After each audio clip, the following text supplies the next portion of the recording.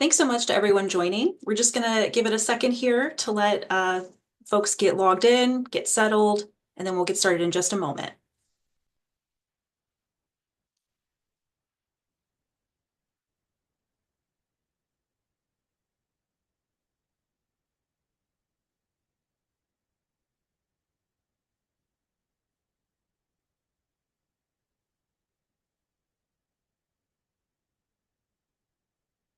Cool. I think we'll go ahead and get started.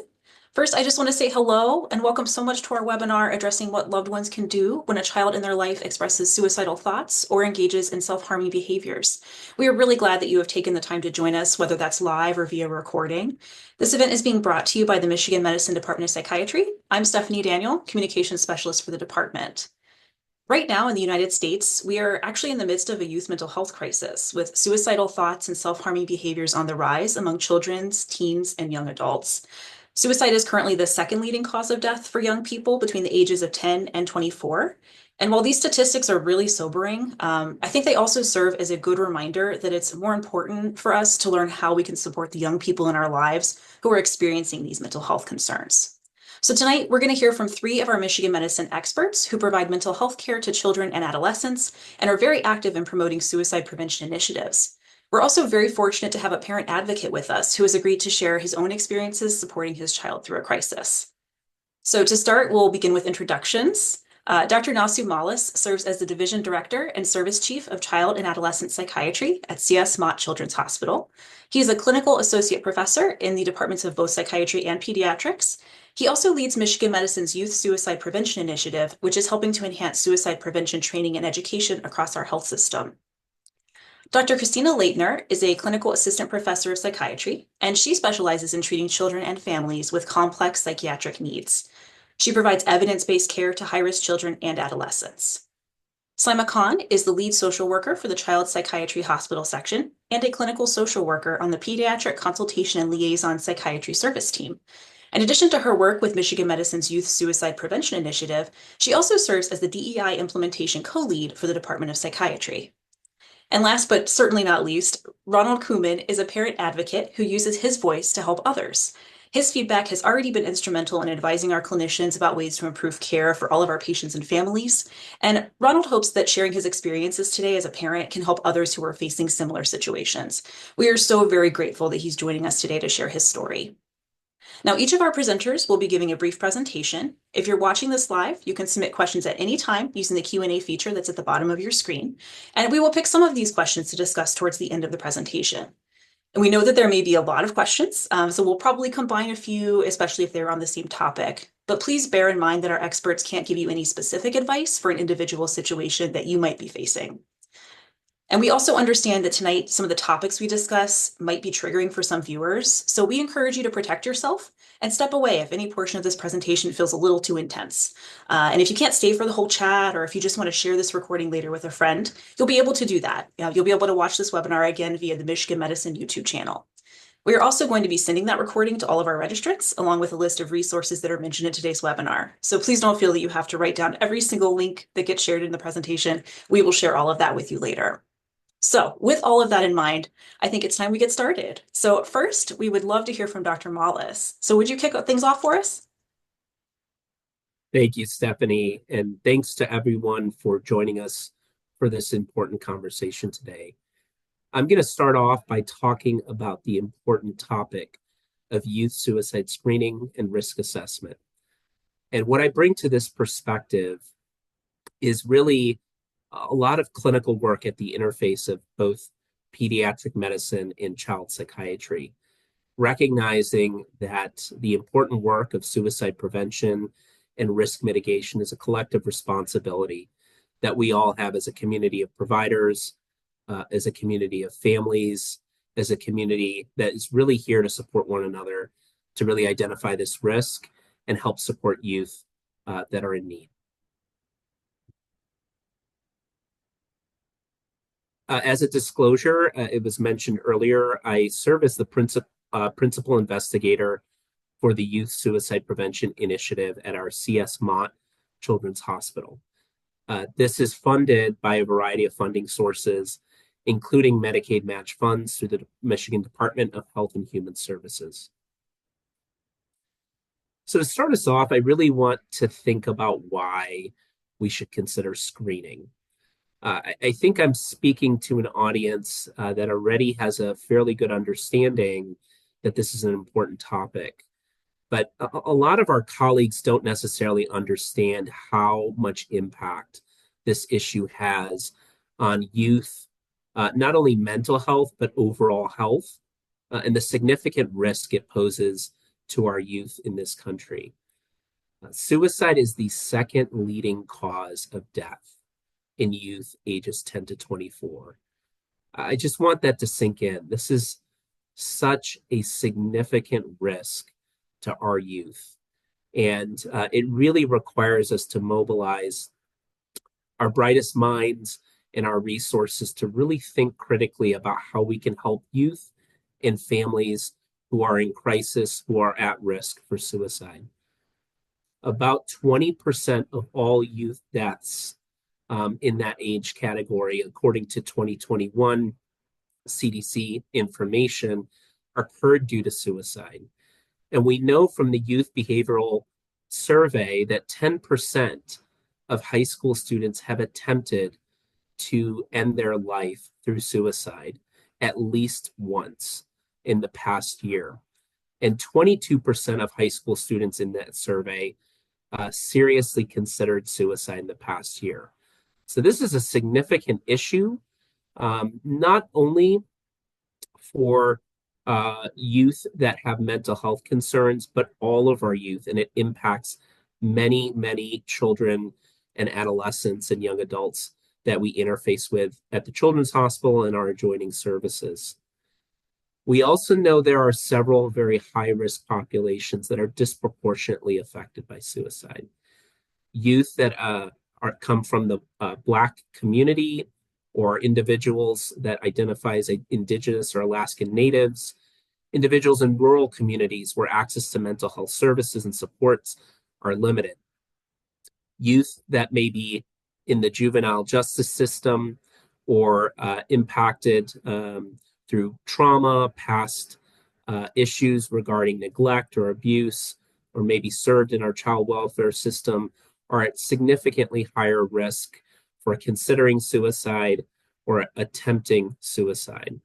We also know our neurodiverse youth, our youth with autism, our youth with diverse neurodevelopmental needs, are also experiencing unique risks related to suicide and may be at significantly higher risk, as well as our youth that identify as LGBTQ+. Furthermore, what's particularly difficult to read is that youth 5 to 11, suicide is now the 10th leading cause of death in that population. And we're increasingly seeing youth suicide as a significant risk in our youth under the age of 12. In particular, Black youth under the age of 12 is the fastest growing population at risk for suicide. We also see in this study by Horowitz et al. That since 2008, there's been a sequential 8% annual increase in suicide risk. And in this younger population, we also see that girls,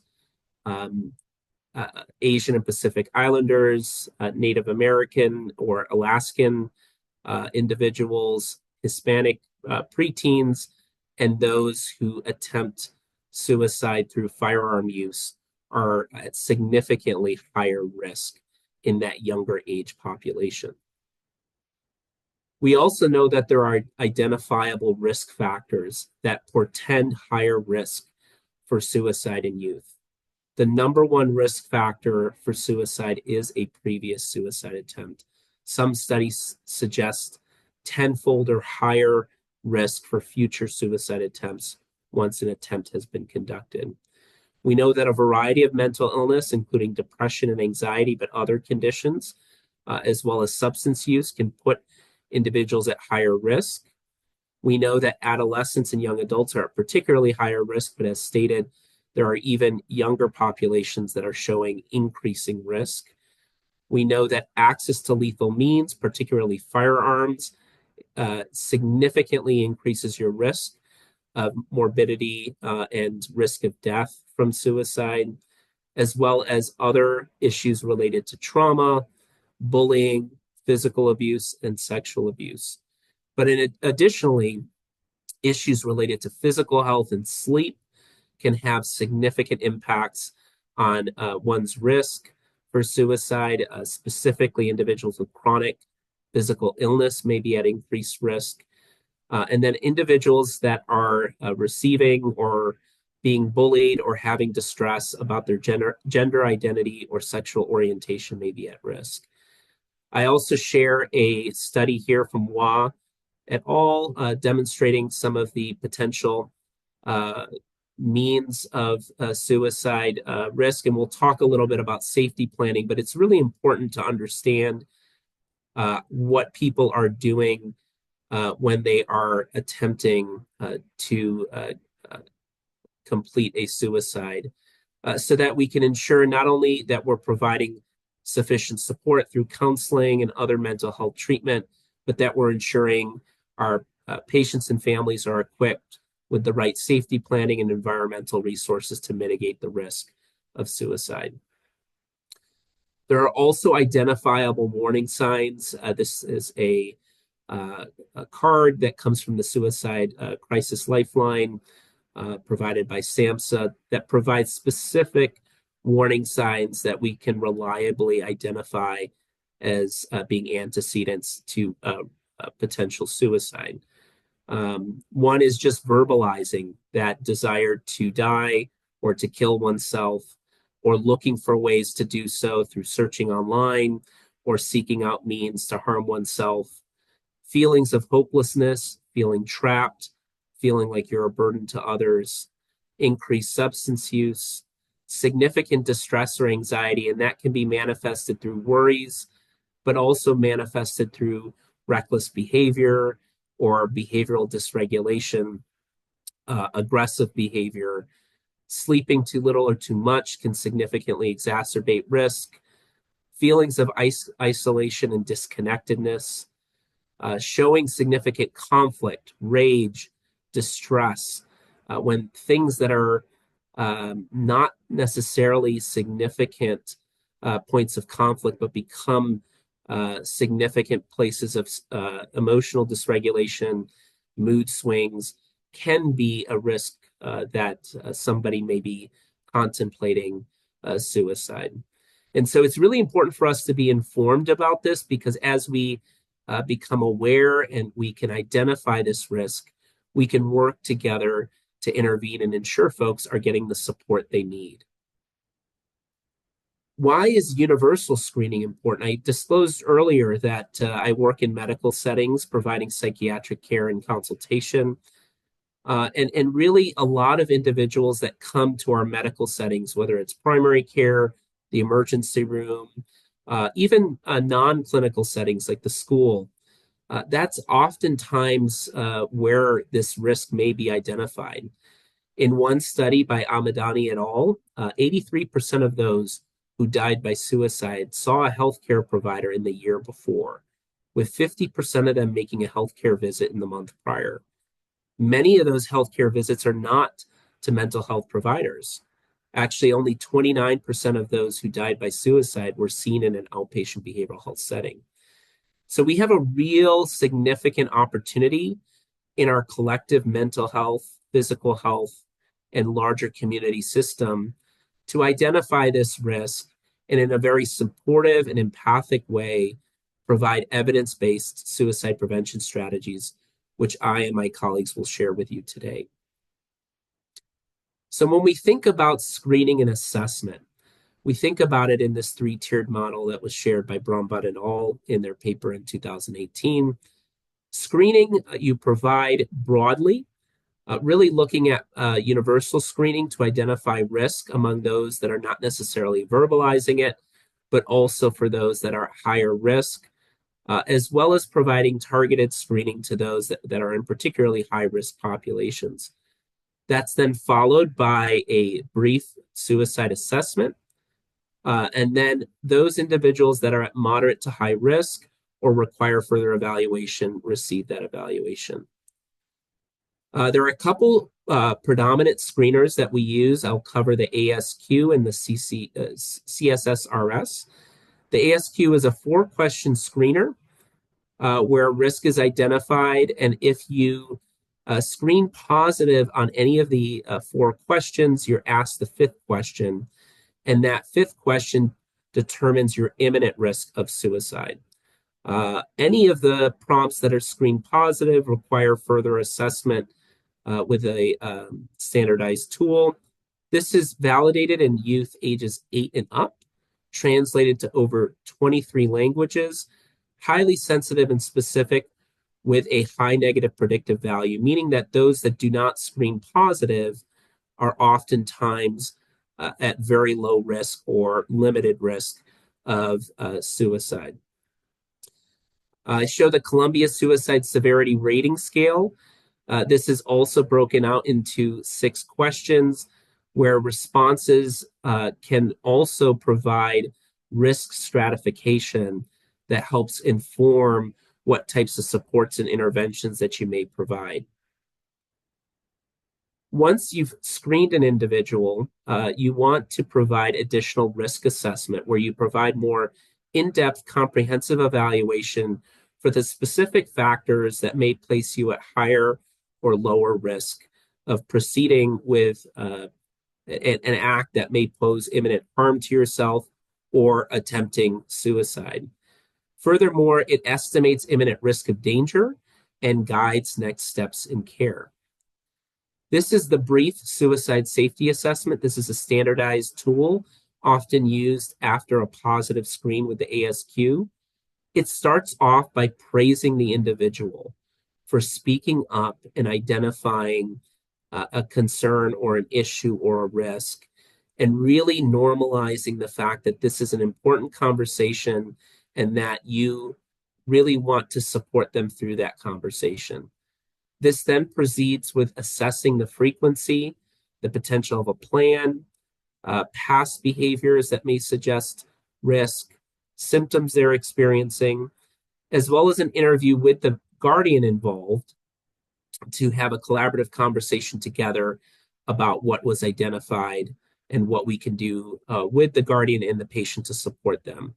This is followed by safety planning, disposition assessment to determine where they can safest receive care, whether it's in an inpatient psychiatric setting, which is a very small subset of youth, or in the community, either in a partial hospital, a crisis center, in their outpatient setting, or some other alternative setting, as well as an opportunity to provide supports. Additionally, this is an alternative standardized assessment, the SAFE-T, which really assesses many of the same items that I mentioned before. It really also focuses on risk stratification, and that risk stratification fosters further intervention, guidance on next steps in care, and that also informs documentation and follow-up planning. So with that, I leave you with these key points, really recognizing this is a significant issue for our youth, but that this risk can be minimized. The vast majority of youth can get support, but that screening and thoughtful assessment are critical to delivering that care. Thank you. Thank you so much, Dr. Mollis, for breaking down screening and what that means in, the medical setting, and also just how important it is to normalize the conversation.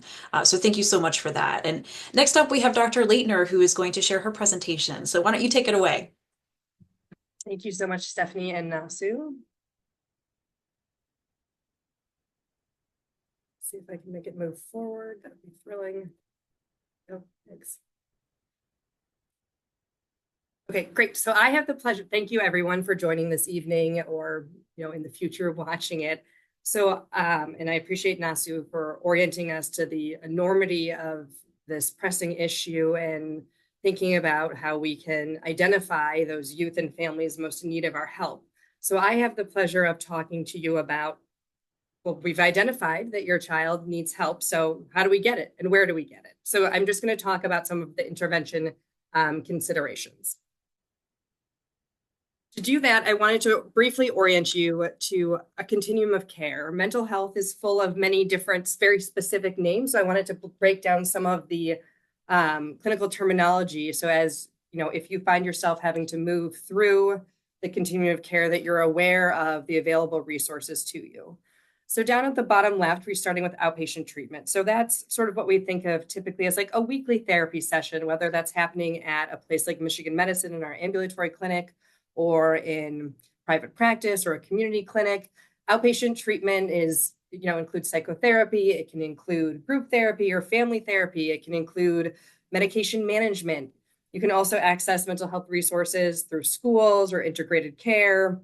There's also, even more specific kinds of outpatient care, including some home-based services. At the other end of the continuum is hospitalization, right? Sometimes there's a need for a child to be stabilized within a medical setting, right? So that can either be short or longer term. There's also residential options, right? There are some therapeutic schools, other, out of home placement options. And in the middle is our day and intensive outpatient treatment options. And I really wanted to differentiate between these two, again, because it's so specific to the field. So there's something called an intensive outpatient program. So that's typically where a kid is receiving 9 to 10 hours of outpatient care a week. It's sort of like therapy, like booster camp, if you will. And the kids typically would go to school or participate in some form of school while also receiving these intensive therapeutic services. There's also something called the partial hospitalization program, which you can sort of think of as like a day hospital program where the kids come in the morning, they spend all day with the clinical staff and go home in the evening. They receive their educational component at partial. Kids can enter our mental health system at a number of different points, right? You can maybe you find yourself entering it in our outpatient care. Sometimes your first interaction with mental health care is in our emergency services department, right? Whether it's you're seeking services through a child psychiatric emergency room, a child pediatric emergency room, mobile crisis, walk-in clinic, or whatnot. But I think in order for us to be the best advocates that we can be for our children, the more that we understand what services are available, I think then we can advocate for them, right? So I think it's helpful to know if your child had gone through the emergency room to inpatient, what else is out there, right? There's outpatient, but there's also some of these more intense options.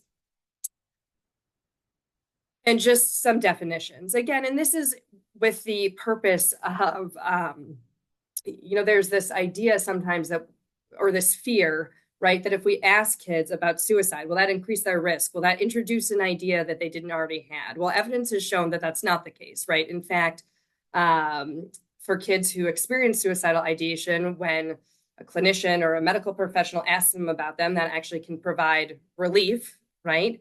Or it doesn't, or for kids who are not experiencing suicidal ideation, that it does not increase distress. I think also as parents, right, I want to help us become more comfortable talking about these topics, right? So let me quickly go through some definitions. So suicidal ideation, again, it's a continuum, right? Over here on the left, we have passive suicidal ideation. So that's the thought or wish, to not be alive anymore, wish that you could sleep forever, right? It's sort of more like an escape type thing. And then we have a whole bunch of degrees of active suicidal ideation or thought, right?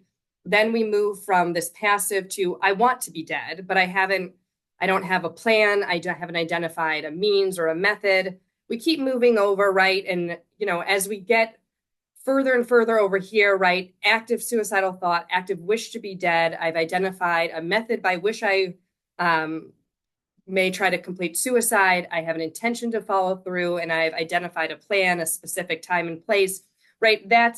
Those are different situations, right? And so I want to make that point again, because, clinicians throw around terms, passive suicidal ideation, active suicidal ideation.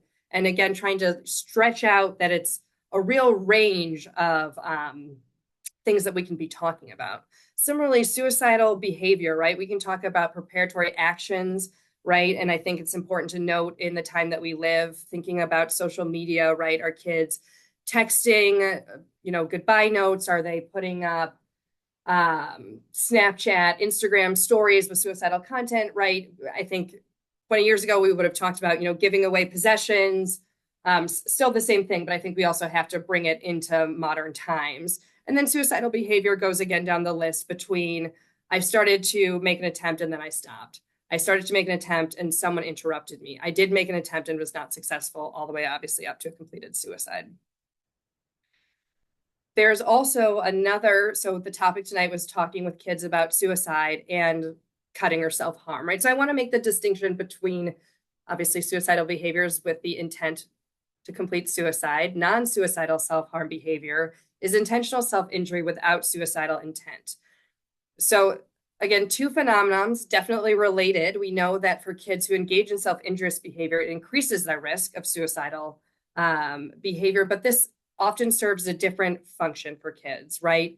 And we understand self-harm behavior often in the context of other mental health diagnoses, same as suicide, right? There's a correlation, whether we're talking about depression, anxiety, ADHD, PTSD, eating disorders, right? But so often, parents come into my office and say, I can't comprehend it. I don't understand. Like, how could my child hurt themselves?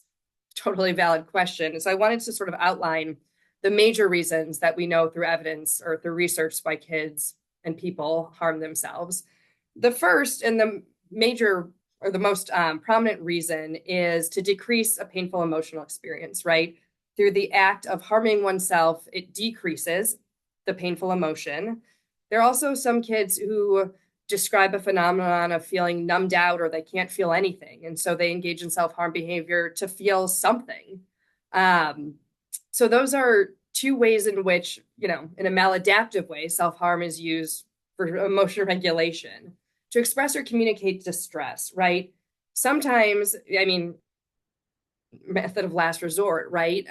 Kids sometimes engage in self-harm behaviors to, things are not going well, right? That to try to gain access to resources or to alert those around them that they need help. There are times that sometimes kids engage in self-harm behavior to make something aversive stop, right? To, try to get their parents to stop arguing or to, draw attention to the fact that they're being bullied at school. And kids sometimes also describe engaging in self-harm behaviors as self-punishment. Again, I think it's important to start to understand some of the functions so that we can talk about interventions. So for self-harm behaviors, right? Now I'll move towards broader interventions in a second. But so the idea is we're going to think of the broad context, right? What are the maybe the other mental health difficulties that the child is facing? We'll get into, the acute stressors the child might be facing, whether those are mental health, psychosocial.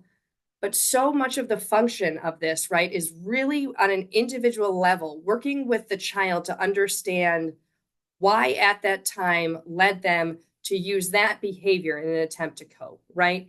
It's through understanding the vulnerability factors, through understanding the patterns of what led them to engage in that behavior can, myself as a clinician, help identify what skills I can teach your child to use, right? So, and similarly on the other side, right, we also spend a lot of time with kids thinking about, what was the consequence? What happened? How did their feelings change immediately after engaging in self-harm behaviors? What happened afterwards? What kind of feedback did they get from peers, parents, schools, etc., so that we can partner with families to identify across that whole, before, during, after, where are areas of skill deficits and what potential solutions can we teach kids and families? So there's, this is not, DBT is not the only option out there, but I'm going to start with that as it's one of the more well-known, one of the more evidence-based methods. Dialectical behavior therapy has been around for a couple decades at this point. It's been adapted downwards for adolescents by Miller and Rathis about 15 or 20 years ago. And it's a term that's thrown, or, again, often used, right? We say, oh, go find a DBT therapist, right? So that can mean a whole bunch of different things, right? And There are comprehensive DBT programs that involves an individual therapist, that involves multi-group, multifamily skills training, that has a team with a psychiatrist and 24/7 counseling. Those programs are few and far between, unfortunately, right? So we can also talk about DBT-informed therapies, either at the individual or the group level, right? And these are really skill-based program, right? I guess what I'm trying to talk about tonight is that, people engage in self-harm or suicidal behaviors when there's no other option or they don't have another skill set to use, right? And so this kind of therapy is really getting at, can we teach kids better crisis survival skills? Can we teach them better long-term skills, right? If we think about cutting or self-harm behaviors as a means of communication, great. So we need to shore up our interpersonal effectiveness skills, right? Walking the middle path gets into family stuff. And so, DBT or cognitive behavioral therapy are sort of our two big, evidence base for suicidality and self-harm. And it's also, so what needs to be addressed first, right? I mean, kids are complex, right? The problems before us are complex. And I think what you're really looking for is, a clinician to help your child establish safety and stability. It's really, you can't treat the other aspects of a mental health disorder if you have to first help the child maintain safety, be alive, right? And then, we're always thinking about what else is the driving factors, depression, anxiety, but really, and Saima will talk more about safety planning. That's such a huge element of it. And I urge you, as you're thinking about, as you're, trying to find the right mental health provider for your family, right? Making sure that you have a solid understanding as the parent of what is your family's safety plan. And with that, again, is the idea of, planning ahead, right? We plan ahead for, we talk about planning ahead for disasters and so forth. And so it's sort of the same thing. It's, do we know where the closest emergency room is? Do we understand what is the process of taking a kid to the emergency room for a psychiatric reason? Do you have a clear understanding of the goals and objectives, right? And so I think the more that we can provide education and that we can help families learn how to advocate and move through the system in an effective way, hopefully we can continue to connect kids and families with the evidence-based care that they need. And I guess my final point was there is, when is it an emergency, right? And I think, again, it's a huge question. And we always err on the side of, there's the emergency room is always there, right? And their job is to help triage what is a true emergency from not. You can walk into, similarly, if you walk in for a medical problem, they're either going to, treat and release you. They're going to assess whether or not you need to be evaluated or whether or not you need to move on to hospitalization. And I think the more that we can have these conversations with our kids about, for them, what are their individual warning signs, and helping, and again, Simon, we'll get to this in just a second, right, about the whole safety planning piece. So I will pause there and hand it over to Simon.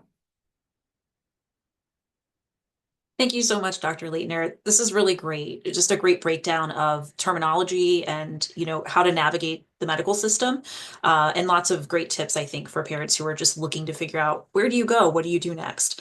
So Saima, thank you so much for joining. Would you like to take it on to the next step here?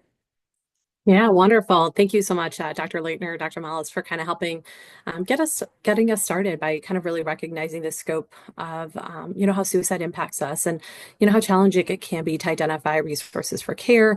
And that sometimes it feels like, parents, it's a different language that mental health providers are speaking. So hopefully we're able to kind of break some things down and identify some supports for the individuals that are viewing today. So I want to start off by talking about the safety planning intervention. And Dr. Leitner kind of started to share about this as one of the most significant evidence-based interventions that we have to support individuals who are struggling with suicidal thoughts. And this is a core component of suicide prevention work. Safety planning promotes coping strategies to reduce suicide risk and relies on the role of distraction to support individuals with suicidal thoughts. Suicidal crises tend to be transient. We know that they can last like minutes, 10 minutes, 15 minutes, sometimes up to an hour. But the thought is if we can provide individuals with strategies to utilize during that time period, we can hopefully prevent them from, attempting suicide. And so, the safety planning intervention was developed by, has been studied throughout multiple different interventions. And the most commonly used version is the Stanley Brown safety plan. And I do have an example in just a few minutes, but I think it's important to identify the core aspects of the safety plan. And so studies have shown that these are the most important pieces of a safety plan to include and things to have conversations about when you're supporting a loved one who's experiencing suicidal thoughts.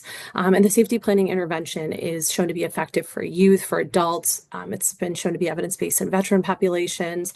So again, this is a strategy that can be utilized across the spectrum of care.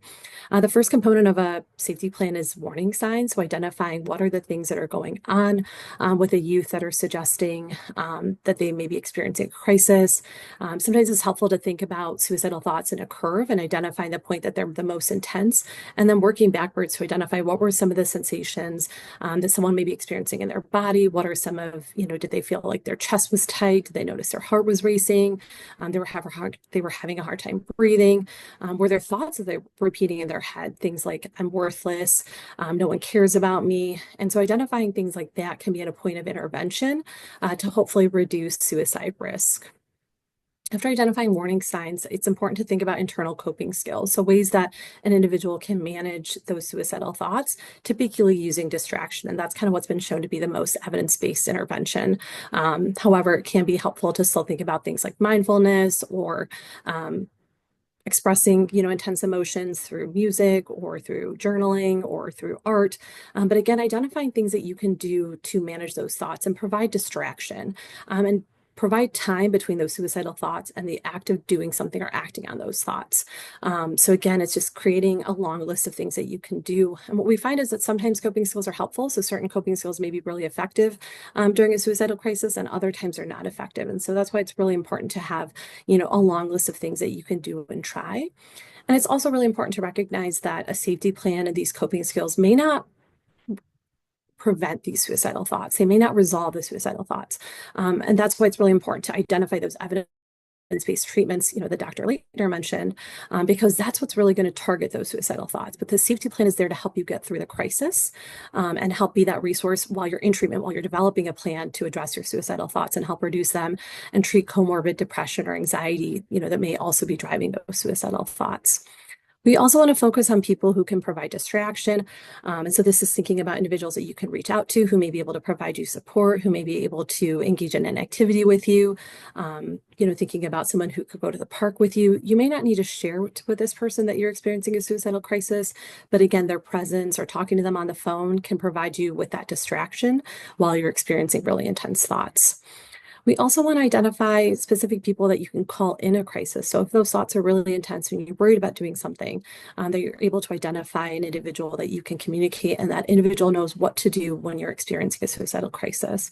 And so for the parents on, the call or caregivers, I think when you're working with a youth or a young adult, having an adult is really important, and having a parent in particular or a guardian is really important, because that's someone hopefully that's around for young adults, thinking about roommates and communicating to the roommates, that they're struggling. And so how can we kind of work together to keep the young adult safe?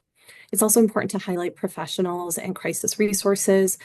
So knowing that in a moment of crisis, it may be hard for someone to remember even something like 988, right? But if it's written down on our safety plan, it can be a resource that people utilize and hopefully then, follow through and able to access.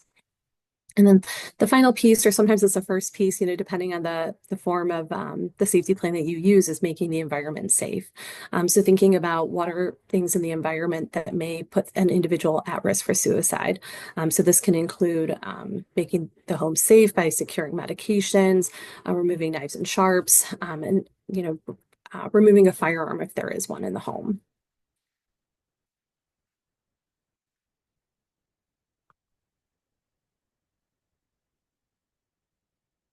Oh, skipped a little bit ahead, sorry. All right. So this is an example of a safety plan. This is actually available free from Safety Plan suicidesafetyplan.com. So this is a commonly used version of the safety plan, again, developed by Stanley and Brown, that goes over those core aspects that I reviewed. So if you are a therapist in the community, tuning in today or watching, you can access this resource for free. If you're a parent, it could be something that you look at as well to help prompt a conversation with your child around suicidal thoughts. I really want to focus on key aspects of the safety plan. So sometimes when we're doing a safety plan, um, it's really important to think about how is it evidence-based. And so what makes a safety plan evidence-based is that it's collaborative. So we really want to think about this being a partnership with the therapist and the youth or the young adult that's, or the adult that's engaging in the safety plan. And it should also, include a parent when it is a child. So kind of creating that space for the parent to be aware of what's going on, for them to maybe be able to share warning signs that they've also observed. And I know sometimes it's really difficult balancing privacy with that need for communication. And I like to think about the safety plan as maybe an opportunity to promote that communication to help reduce, the worries that youth have that, if my parents know about what's going on, they're going to hover, they're never going to allow me to have any privacy. Really, if we're having open communication about suicidal thoughts, the goal is hopefully to be able to allow that youth to still have some autonomy and to be able to have, freedom and do things that they want to do while their parent also knows what's going on and is able to kind of, manage and check in about suicidal thoughts. Safety plan should also identify and problem solve barriers. So kind of what are some of the things that may prevent an individual from using this plan? Say school is a trigger, math class is something that kids really struggle with, and the teacher just says things that sometimes, puts them in a, kind of triggers some of those thoughts, and they can't have their phone at school. So what can they do if they're at school when they're feeling really overwhelmed and having potentially thoughts about hurting themselves?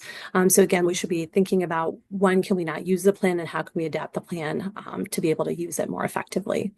A safety plan should be reviewed and updated often. So kind of as a parent, recognizing that if you had a child that's had a crisis, we should be pulling the safety plan out, every couple of days, initially after leaving an emergency department or after an inpatient stay, or after they've shared that they've had suicidal thoughts at an outpatient, therapy appointment, just to kind of recognize and say, hey, we talked about this a couple of days ago. Are there things that you've noticed, or, are there things that we want to add to this to ensure that's really helpful and effective for you? Along with that, a safety plan should be shared with your therapist, with a provider, maybe helpful to share it with like the social worker at school.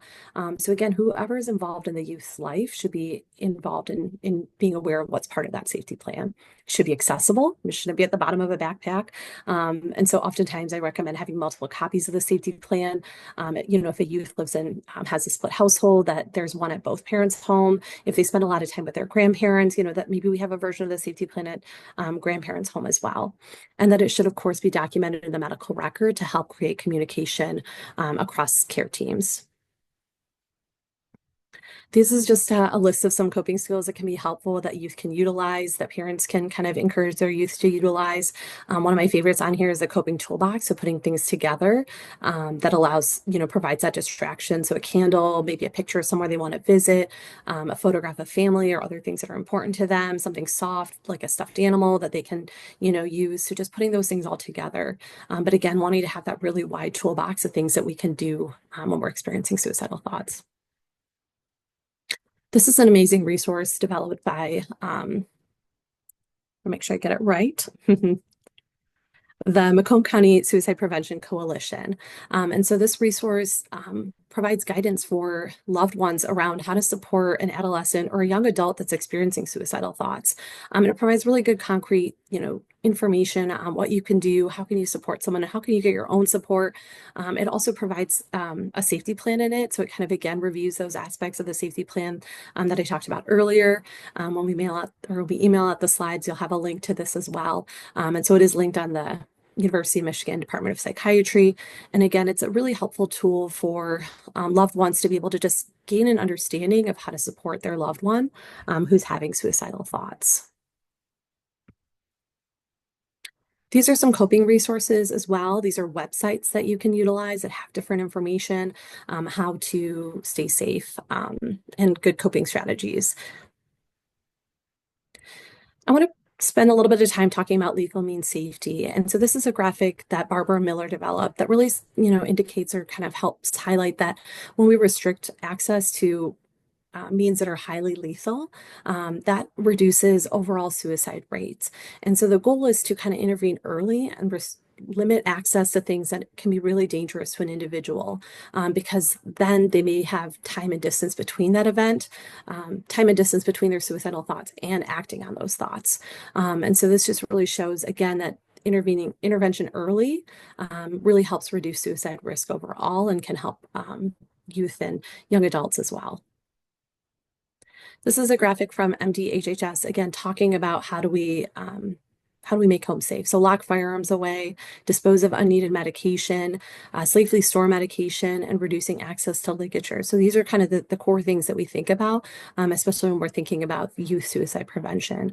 What we know is that when there's a firearm in the home, there's a significantly higher risk of death by suicide. And so taking those extra steps to ideally remove a firearm from the home if that's possible, because we know just removing it from the environment helps reduce that risk, or identifying safe storage methods if the firearm does remain in the home. And we know that firearms and different aspects of our culture are really important related to firearms, and we don't want to take that away, but we want to practice them safely.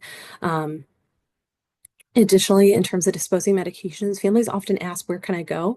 And so actually, if you search, where can I dispose of medication, Michigan.gov has a website, and they can identify local pharmacies that accept different types of medications. They may accept, some of them take opioid medications, some take over the counter. So again, identifying ways to be able to remove excess medications in the home, because we know that oftentimes youth may not be planning a suicide attempt, but they may impulsively see something and then take those pills. And we just want to, again, create time and space between when someone's having suicidal thoughts and access to a lethal means. This is from the Institute for Firearm Injury Prevention, again, highlighting ways for safe storage. Again, removing the firearm if you have a child that's having suicidal thoughts is the safest, but there's various ways that you can store a firearm safely, taking the firearm apart, ensuring it's in a gun safe, and ensuring ammunition is locked separately. Again, to recognize that, especially situations like after discharge from an inpatient unit or after an emergency room evaluation for suicidal thoughts, those are periods of elevated risk. So we may need to take extra steps to maintain safety. And this is a graphic from NIMH that I really like, because I think it just breaks down the things that we need to do as care providers, as parents, as loved ones to support an individual who's experiencing suicidal thoughts. So the first thing is just asking them, sometimes it can be hard to have these conversations, but breaking the stigma. And if you see someone struggling, Dr. Mallis mentioned those warning signs. If you notice something, engaging and just asking that question, because, no one may have asked. And then what are ways that we can keep them safe? So again, thinking about reducing access to items that they can hurt themselves with, providing a listening ear, being present, acknowledging their feelings. Sometimes it's not about problem solving, it's just being present, hearing the challenges that they're having, helping them connect. So this may be an acute resource like 988 if they're experiencing acute thoughts, or maybe thinking about ways to help them connect with therapists in the community. Navigating mental health systems can be hard, especially if you're experiencing elevated mental health symptoms. So how can you support this individual in accessing care? And then stay connected, so even if they get connected to care, check in and say, hey, how are things going? What can I do? I'm around if you need anything. So again, just maintaining that connection with the individual. So, I also do want to take some time to talk about mental health disparities, recognizing that there are disproportionate impacts on minoritized groups.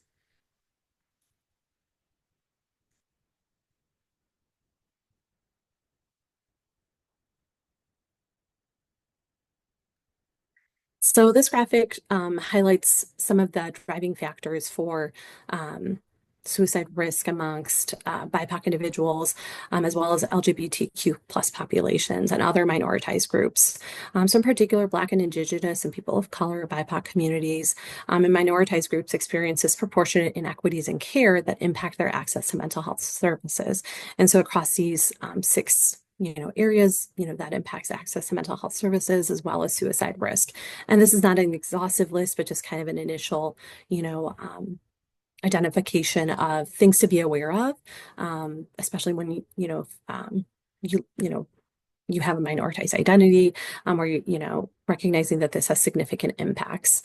So racism is something that experience on an interpersonal level. So what we know is that experience of discrimination, microaggressions, being followed in a store when you are Black, those types of experiences increase suicide risk. Structural racism also plays an impact on suicide risk as individuals. Structural racism impacts involvement in the juvenile justice system, involvement, with economic insecurity, those types of things that lead to worse mental health outcomes. BIPOC, LGBTQ plus populations often have mistrust of healthcare systems due to personal experiences. So they may have experienced discrimination in the healthcare system. They may have loved ones who've experienced negative experiences in the healthcare system. There's also historic harms that have occurred from the healthcare system. And so there can be a lot of fear and anxiety of seeking help. Will they be supported? Will their identities be validated? Will they experience more harm actually seeking care? And so that does also drive, disproportionate impacts of mental health outcomes on minoritized individuals. There's also at times cultural barriers, so there can be perceptions about seeking mental health treatment, thoughts within cultures that, seeking mental health treatment may suggest weakness, and so it can be challenging within the community to seek care at times. We know that there's lack of access to care to certain populations. So Medicaid populations, there are fewer providers. There's sometimes providers that are not as trained in evidence-based interventions, especially related to suicide prevention. We know that rural populations have challenges in access to care. There's a significant role of stigma as well and discrimination in accessing mental health treatment. So in particular for LGBTQ populations, suicide risk is impacted by social stigma, prejudice, and discrimination. And again, related to holding that minoritized sexual orientation or their gender identity. And so again, that experience of discrimination in the form of personal rejection, hostility, harassment, bullying, or even physical violence can lead to these types of disparities in healthcare outcomes and suicide risk. And finally, it can be really challenging for underrepresented minorities to find providers that look like them because we know the healthcare system does not have enough individuals from minoritized backgrounds. So sometimes if you're seeking a therapist that looks like you, that can be really hard. And it can be, hard to know that will a therapist who doesn't look like me, who doesn't have a lived experience like me, will they be able to meet my needs? What can you do, as a parent to support, your child, recognizing that you may have these, identities. And so the most important thing is creating safe and supportive spaces. So in particular for parents who have LGBTQ children, like creating that space, creating that base for their child, spending time to educate yourself. So recognizing, taking the time to learn the language, learn about, what are safe spaces, how can I be an advocate in the school setting, being an active listener, taking the time to communicate with others about your child and ensuring that they're in a space that's supportive. Be an ally, not only for your child, but others in that community, advocate. And again, thinking about connecting with individuals who have that experience to be able to support your child. Similarly, when we think about race-based trauma and the impact on seeking mental health treatment, and oftentimes that communities have anxieties about, raising Black children, police violence, those types of things. There can be things that parents can do to support their child related to mental health treatment. And so the first thing is thinking about safety. Again, creating that space that's welcoming and supportive, helping develop trusting relationships. So who in the community can you support your child with? How can we facilitate these conversations about mental health, about safety, about suicide? Also focusing on healthy emotional development. So kind of role modeling ways that you can communicate and express emotions, maintaining empathy when responding to behavior. So recognizing that race-based trauma, there can be behavioral issues that we see as a result of that. So with the experience of race-based trauma, youth may act out because they're experiencing things that are really challenging. And so responding sometimes to that behavior with empathy, showing emotional kindness to your child. And then maintaining parental self-care because it is really hard to have a child that's struggling with suicidal thoughts. So it can be really important to just take that time to think about yourself as well, knowing that when you're parenting, so many emotions can come up in yourself. And then finally, thinking about resilience. And so resilience is really the idea or ways to promote the ability to cope with stressors, with negative life events, with trauma in a positive manner. So the kind of ability to bounce back.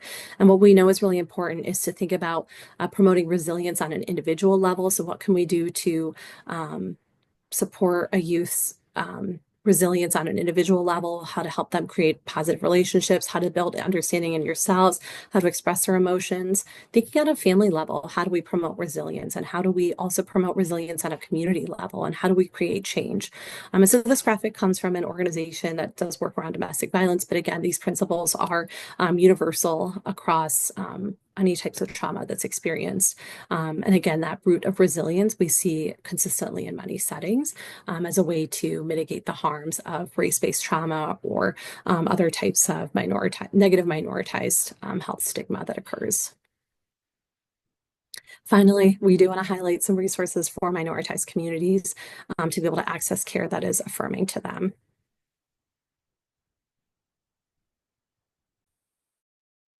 Thank you so much, Sima. Those were some great tips and some great resources. And I believe we've mentioned this in the chat, but there were a lot there. You don't have to write them all down. We will send them to you after the event in an email. So thank you again, Sima. And Ron, thank you so much for joining us. Would you like to take it away and tell us a little bit about your experience? Yes. First of all, thank you for inviting me to come here and to share our story and talk about this difficult but important issue. First, I want to start off telling you about our experience and then talk about some of the challenges that we faced. I want to tell you a little bit about things I've learned and also how things are now with our child and maybe some tips going forward. So we first realized that our child needed some support when they were in middle school. They were experiencing symptoms of anxiety, generalized anxiety, and depression. And so we started by having our child visit with a therapist and also later a psychiatrist. And they were having suicidal ideation, but hadn't had any suicide attempts. However, the first attempt occurred during late summer. It was summer before high school was to begin. And this is about 2.5 years ago now. And it was basically after an acute episode of physical exhaustion. And they were very distressed. So the next day, our child communicated with a friend and indicated that they were planning a suicide attempt. And the plan was to overdose on Benadryl. That was what they were planning to do. I found them. They were on the floor in our bedroom, crying sort of inconsolably, wouldn't really talk to me. So I kept a watchful eye. My wife eventually came home. They were able to communicate better with my wife. And eventually we were able to get our child to talk with a therapist and their psychiatrist. And the conclusion was reached that we should immediately try to get to emergency room for evaluation, psychiatric emergency room. And so we went down to the University of Michigan Hospital in Ann Arbor, and we were admitted. Our child was admitted to the adolescent psychiatric unit later that evening. I should say that if you go to the emergency room, it may be a long process. It was, I think, in our particular case, that was about 8 hours between arrival and intake. So just be prepared for that. It may vary from time to time, I suppose. Our child spent about 8 days in the hospital there, in that psychiatric unit. Had several episodes of self-harm during the stay. But eventually, after that 8 days, it was decided that they were ready to go home. And so in that time period, it gave us a time to prepare our house for that and develop the safety plan. It's still on the wall in my office here. And we have that available to us if we need it. So this was all, again, during the late summer. As the first day of school approached, our child's anxieties increased again. We went back to the psychiatric ER, but they were not admitted this time. They instead were recommended to perhaps consider a partial hospitalization program.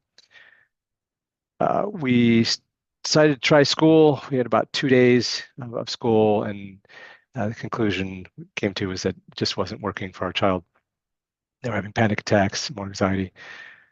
So, and more suicidal ideation. So at that point, we decided to go ahead with the partial hospitalization program. The one we were going to was the one at St. Joe's. I think it's now Trinity Health, down in the Ann Arbor, Ypsilanti area. And that went for about 3 weeks. It was as an alternative to going to school. During that time, we also were in communication with the school, developed a 504 plan, which is a plan, basically, it's a formal plan between the student and the parents and the school about what the child needs to be successful in the school setting. And also we're able to identify some people at the school, counselors, nurses, who were trusted people for our child if they had problems planning on coming back to school. So eventually they did get back reintegrated into school. It was kind of a slow process, but we're able to continue. We also maintain sort of regular sessions with therapist and psychiatrist on an ongoing basis. And so that's kind of the acute story about what happened to our child. Now, there were certainly challenges along the way, even after that. One story I can relate is as a family, and our child too likes to go to the theater, so we decided to go down and we saw it was a musical, Ain't Too Proud. It's about the Temptations. And unbeknownst to me, there's a scene in that musical, spoiler alert, where one of the characters dies by suicide. And that was a highly triggering event, as you could imagine. I felt terrible, but we just didn't know. And so, we had to learn to help our child through that, help them to apply the coping skills they had learned in the hospital and thereafter to try to manage that situation. So there are lots of things that I learned in the process. First of all, I learned about how mental health care works and perhaps doesn't work in some cases. I didn't really have a lot of experience with issues related to mental illness previously. It wasn't something my family really talked about growing up. And so my first step that I decided to do was try to educate myself. I started off with working through the National Alliance on Mental Illness, NAMI, did the basics on demand course. You can just do this online. After that, I went into a little more depth. Also NAMI has a family-to-family program I went to the one through Washtenaw County, but there's in other places as well, they have these programs. And then finally, also learned about the parent support group that they have, Parents Together, through the group in Washtenaw County. And that was able to attend those, and those are things I continue to go to now and again. Another thing I learned is that it's important to coordinate care between therapists, psychiatrists, social workers, school psychologists, school counselors, and teachers. Right, it's a lot of people to coordinate. I thought the partial hospitalization program was good at that and just really having a team-based approach. I think that was very helpful, but it's something as a caretaker you may have to do on your own. I also learned the importance of having and keeping written information, having a clear behavioral history, medical history, list of medications, contact information for therapists and other professionals. You may need that. You may need it on short notice. It's good to have written down somewhere. Pleased to report it's been about 2.5 years since that incident, and things are better now. Definitely been better. It's been about 1.5 years since that we've had any sort of serious attempt at suicide, and they've been doing very well in school. One of the things we were able to do is to arrange a modified school schedule, reduced school schedule to help deal with that, not having so much to do at school. They've also our child's also got involved with various extracurricular activities, which they really enjoy, including theater, and that's really helped them out. However, it's an ongoing process. Just last week, we noticed our child was kind of feeling down, wasn't really their normal self, and eventually, near the end of the week, they disclosed that they had been assigned a story to read in their literature class, and the story, it's a short story, included suicide, and that was triggering for them. But I thought it was really good that they were able to recognize that, become self-aware enough to recognize that, and apply some of their coping strategies to figure out how to manage that situation. So it's an ongoing process. Just finally, I just wanted to maybe give you some tips as a caretaker, things that were helpful to me. In addition to being proactive, educating yourself, and perhaps most importantly, engaging in self-care, right? So that you can take care of your child. I would tell parents that if you have a situation where the child is experiencing a mental illness that leads to self-harm or a suicide attempt, that mental illness is not a choice for them often, but mental wellness is a choice, okay? And that's something that your child has to choose to do to be well. And as a caretaker, it can be kind of overwhelming when faced with this situation, especially for the first time when they're engaging in self-harm or suicidal ideation. But what you can do to help your child is to help them make choices that can help them to be well. And that can be challenging, but it's particularly important when they can't really see the way to those choices themselves. And so I think if you think of it that way, it's not quite so overwhelming. And I think that's something that every one of us can try to do. So with that, I think I'll close. I'm happy to take any other questions in the question and answer session. Thank you. Thank you so much, Ron. I think your story resonates with a lot of parents who have been through similar experiences, and I think your tips are very helpful. And just you being willing to share your story, it means a lot. It helps to fight against stigma and to really open up the conversation so that folks feel more comfortable talking about this topic. So thank you again for being willing to share that. And I'll invite all of our presenters to come back on screen. We'll begin our Q&A section. So those of you who are attending, this is your opportunity to ask us some more questions. We know that a lot of you already submitted some during the registration process, but if anything else has popped up for you, feel free to go ahead and submit that using the Q&A function. And if you do have a specific person that you would like to direct your question to, you can note that for us. Names are all on the screen for you. So to get us kicked off, since we did have so many questions that got submitted, during the registration process, I pulled a few that I think are really salient and will really help add to our conversation. So first of all, I want to, ask the group here. Multiple people have said, what should I say or do if I find out that my child has been, whether it's engaging in self-harm or thoughts of suicide? What do I do when this happens? What are the right things to say? And what are the wrong things to say? So does anybody have any suggestions or tips for just communicating about this topic in a really open and supportive way?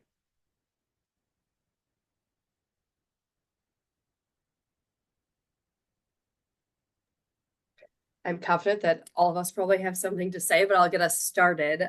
It's such a great question and such a hard one. And I think as we've highlighted, it can be such an incredibly frightening and overwhelming experience to find out that your child has these thoughts or is engaging in self-harm behavior. So to the extent that it is humanly possible, right, I think regulating yourself and trying to approach it in as curious and open mind manner as possible, right? I can imagine wanting to be like, well, don't do that, or like, that's not an option, right? But instead, really invite a conversation with your child so that you're modeling that it's, you can handle it, that it's safe. I wouldn't worry too much about the exact words, to be honest. I think kids are so perceptive about authenticity, right? They want to be able to feel that you are listening, that you are loving, and that you're just curious and you want to partner with them in their experience. That's my 2 cents. That's great. Does anybody else have anything to add to that? I think what Dr. Leitner said was spot on. And I think it's just being organic and, as a parent, as a mother, as a father, as a caregiver, you know your child in a way that other people don't. there are certain words, certain kind of just things that you do that put your child at ease. And I think especially the first time, it's going to be jarring. It's going to create a lot of emotions. And I think the hardest part is to manage some of that as you're supporting your teen, your child. Um, we mentioned this earlier, but I think it's also important to praise the child or adolescent for having the courage to share. It's very rare that they share this information with their caregiver. It's more likely they'll share it with a friend or a peer. So creating that atmosphere of trust, creating an atmosphere of support and validation is really important. So would echo what Dr. Leitner said. Thank you. Yeah, so I guess the right answer here is it'll be the conversation that makes sense for you and your child, being really authentic and being supportive. Now, I have also had some questions come in specifically about children who might be on the spectrum, maybe have ADHD. Does that approach look any different, for folks who may be neurodivergent? Are there any thoughts about how to approach in that instance?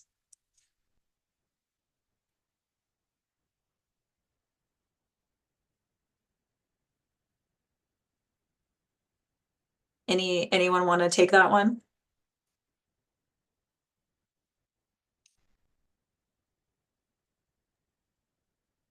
All right, I will start talking and then my colleagues can add in again. I mean, I think it's the same basic principle. I think being concrete and clear. Again, your kids, right? Again,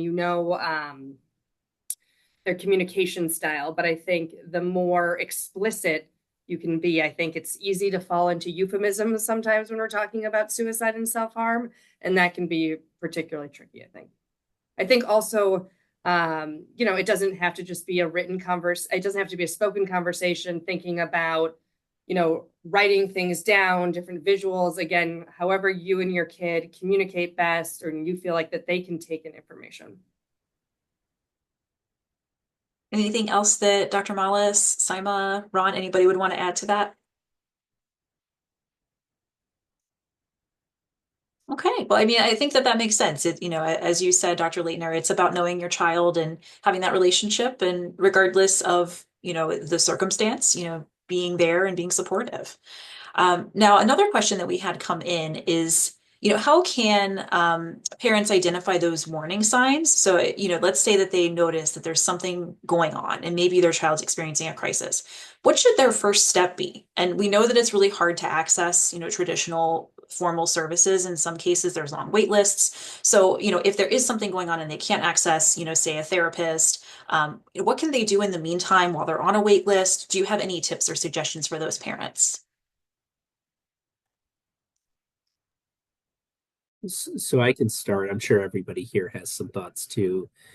I think the first and most important part of supporting your child or adolescent is supporting them in any other circumstance, which is that relationship building, that sense that you build in quality time. So you're really getting to know your child or adolescent when it's not a crisis, and also just kind of validating some of the difficulties and challenges, but then, asking from a curious perspective. And I think it's really challenging, even for us as clinicians, that balance of asking for curiosity and not coming off as judgmental.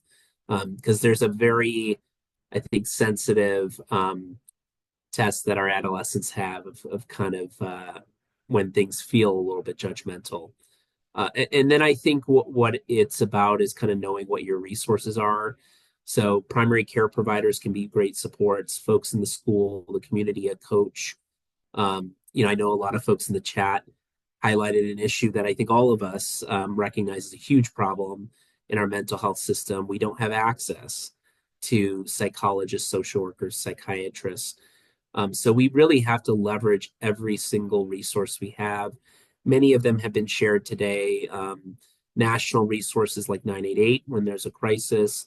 NAMI, Washtenaw County, has been a tremendous resource for families. across our area. Um, but I think being prepared as well, knowing what those resources are, what your teen or child really gravitates towards that might be comfortable and natural for them.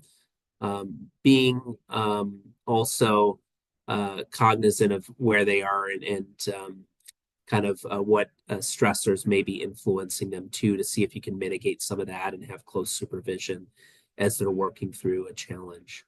And I don't know if my colleagues have anything else to add. You summarized it well. I think, just having that conversation is a key thing. We talked about that asking someone if they're having suicidal thoughts isn't going to trigger suicidal thoughts. I think it can create, that venue for a conversation. And just reminding, your child that you're a safe person, that they can share something like that, even if it's really scary. To be able to just have that space for them to be able to share and reflect. Sometimes for an interim level of care, EAPs sometimes can offer, support. Sometimes locally there is a little bit quicker access to some partial hospitalization programs. So kind of, thinking creatively of like what's in our community. If I can't get into a therapist, maybe we think about a little bit more of an intensive resource while we're kind of navigating these systems.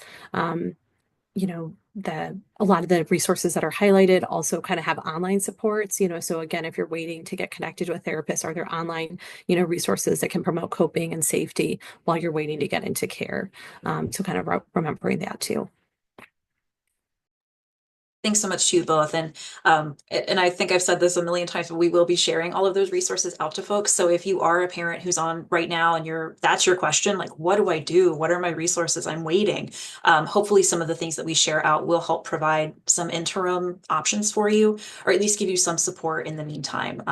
Because it's just unfortunately a situation that we're kind of all facing right now, and we're all trying to kind of navigate it the best we can. And as parents, it's hard, and we know that. So really appreciate everybody sharing those thoughts and those insights, because I think a lot of parents are looking for anything at this point to help.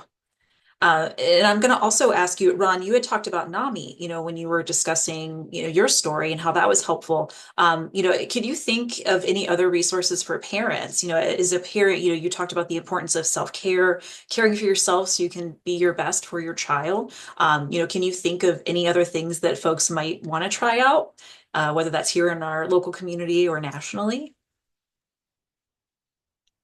That's a great question. I think for me, uh, NAMI was the first place that I went to, and fortunately, they were able to provide a lot of what I needed. But I can imagine, you could also probably seek out people at the school. If you have a school psychologist, they might be able to provide resources, at least for the child, and maybe provide recommendations for you as well. I can imagine trying to go to maybe a local religious leader, or someone else who might have you might trust, and they might be able to point you in the right direction as well. Um, and maybe even trying to think about people that who might have had a similar experience. I found that the parent support group was very helpful in that regard, because especially the facilitators, they know people who have had similar stories to what your story may be, and they can point you in direction and say, oh yes, we went to that partial hospitalization program, or we went to that therapist, and it was a good experience or was not a good experience. So that's what I would say. Yeah, that's fantastic. Those are great options for folks to consider, as they're figuring out, what's in their toolbox. I think Simon, you mentioned, having like, your coping toolkit. There's also sort of the toolkit for the parents and the children who are trying to figure out care. What are the things we can do in the interim? Can think of it as your own little, toolbox. You put a few different resources in. So those are great options for folks. And we have some other questions that are coming in here too. So one question that came up is, how can parents realistically keep their kids from seeing or engaging with harmful content online? There's a lot of stuff happening in sort of the online sphere, whether it's on social media or things that, kids might be finding just searching on the internet. So what are some ways that parents can be supportive, and help kind of monitor what's happening in that space?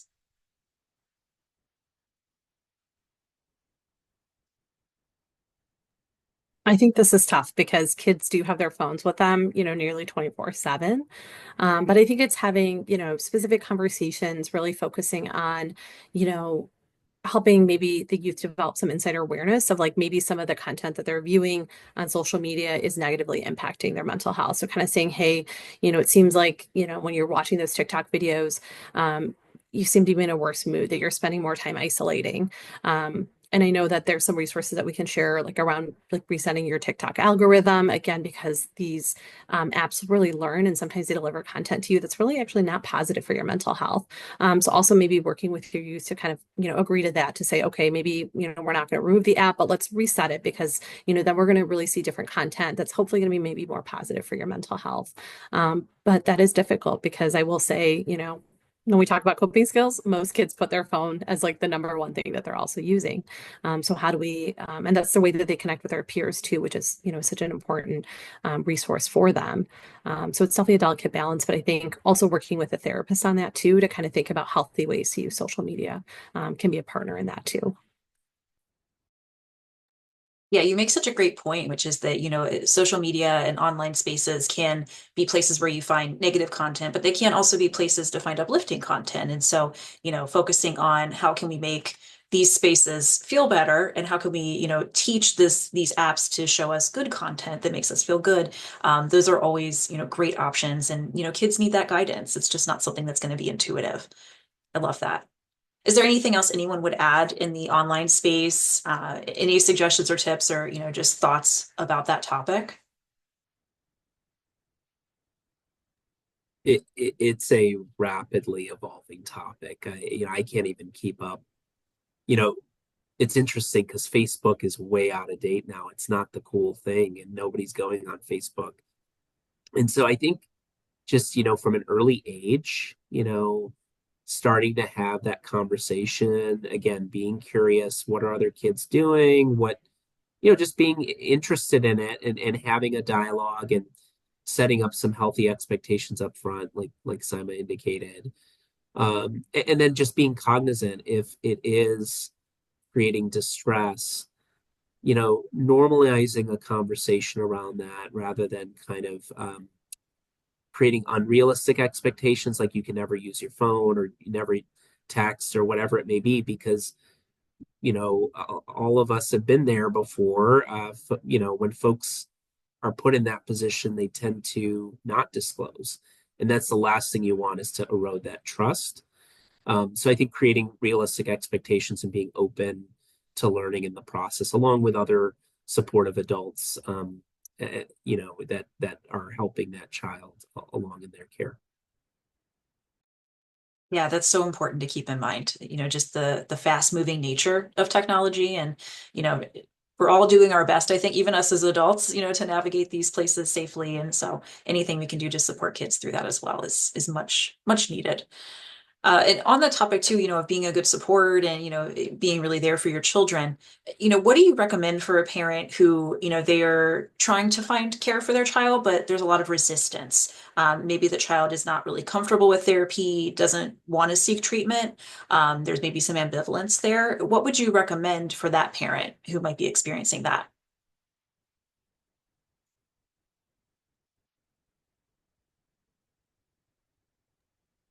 I have a couple of thoughts right off the bat. One, something that we recommend is, if your child's not ready, you can always go, right? There's always space for you to get additional support for yourself, to examine with someone else, what might be getting in the way, what is indicated, what is helpful. And I also think, I mean, what a luxury to be able to talk about like right fit of therapists, right? But I think also in those instances, thinking, again, let's hear the kid out. What's getting in the way? What do they not like? Is it the style of therapy? Also, with that point, so many kids, it's a funny relationship, right? They're talking to an adult, and when I meet with kids, I try to set the stage of being like, you can tell me if like something's not working here, right? If I say something that upsets you, please give me that feedback, right? Is it, and having, we don't have to throw the whole thing out just because one session didn't go well, right? So I think it's, it's a complicated question. I think you can get at it a number of different ways, right? Again, Parent can seek support for themselves if the kid is not in a place that they're ready or willing. Also thinking about like what is happening in the relationship, that's what's getting in the way. What can we salvage or what can we change? Yeah, those are great insights. Is there anything else anyone would like to add on that? I would just say that maybe it's important to explain to your child, especially if maybe they've had some success with a therapist or someone, and they don't feel like they need to go anymore. Um, Maybe just explain to them that, look, you want to have an ongoing relationship with this person so that when something does happen, right, they know you and you can go back to them. And yes, you may not have anything today that you need to talk about. That's fine. Keep the session short or reduce the frequency of the sessions. But having that ongoing relationship when things do happen, I think that's something you just need to explain to your child that, yeah, let's try to keep that door open. That's such a great point, making sure that that resource remains available for the time when it will be needed. That's wonderful to keep in mind. And yeah, we're getting a little close to time, so I think we could maybe do one more question. And so I would say for those of us, who might be on the call who work with children, whether that's at school or summer camps, or maybe they just have a child in their life, it's not their child, perhaps, but maybe it's a nephew, a niece. What tips do you have for them especially if they identify any language or behaviors that might signal crisis? How can they help be supportive without overstepping in that relationship?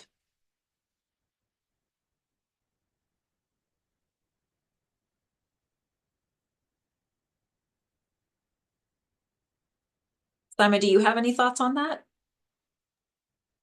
Yeah, I mean, I think really suicide prevention, it does take a village, right? That this is really hard for any parent to do alone. So I think engaging supports can be a really important um, part of not getting burned out from this, right? Because it can be really scary, it can be really hard. So I think having those other supports around, both for you as a parent, but also for your child, and so maybe facilitating that conversation so they kind of know what's going on.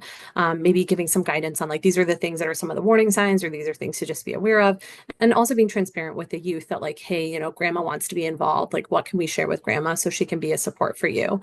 And then also like the supportive people in their life, like say a youth is going to their home, that they're also aware of things like the safety plan.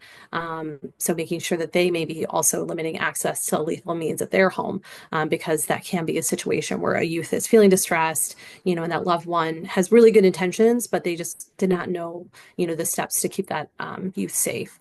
So I think that's also really important to communicate. But I think just being that transparency, reminding them that you love and you care about them and that you want to do what's helpful to them. So, I think providing space for youth to provide feedback, sometimes it can feel like there's too much going on. And so kind of allowing for that conversation too, for you to say, this is what's helpful to me. Here's what I would like you to do.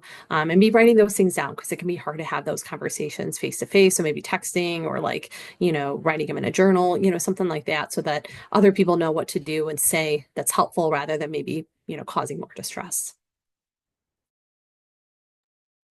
Yeah, absolutely. I think those are all great ideas and great tips for folks, just in general, for the children in our lives, being good supports and listening and being, just being a good person, I guess, and just listening and caring.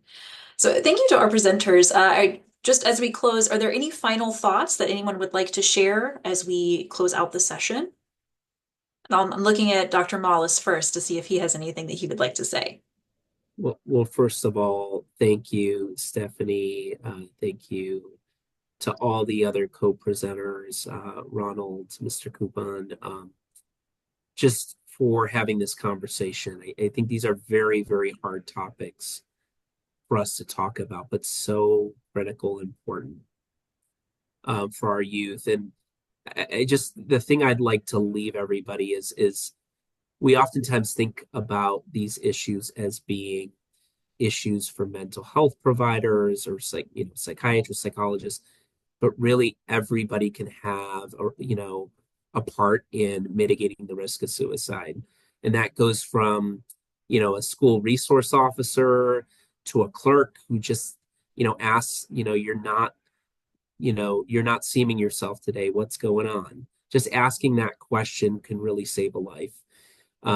So I know that the system right now is challenging to navigate, but I think just recognizing that we as a community can come together around this issue, I think is hopefully what we can take away from this talk. Thank you, Dr. Mallis. Dr. Leitner, do you have any final thoughts for us?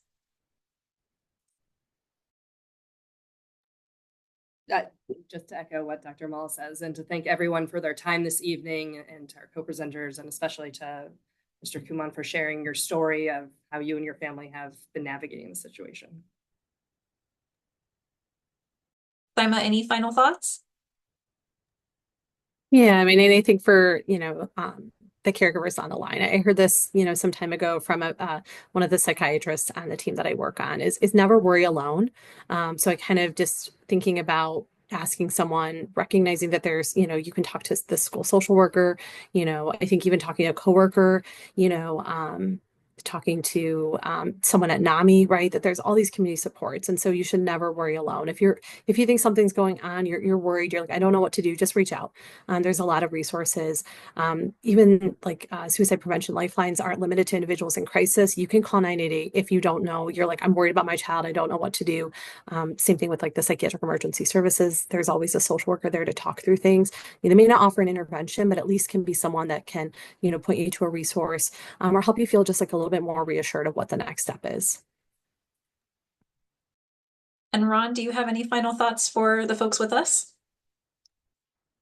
Again, I'd just like to thank everyone for inviting me today, and just want to tell everyone that things can feel difficult, especially when you're seeing your child have an act of self-harm or having suicidal ideation or suicide attempt. But there are good coping strategies available out there, and things can get better.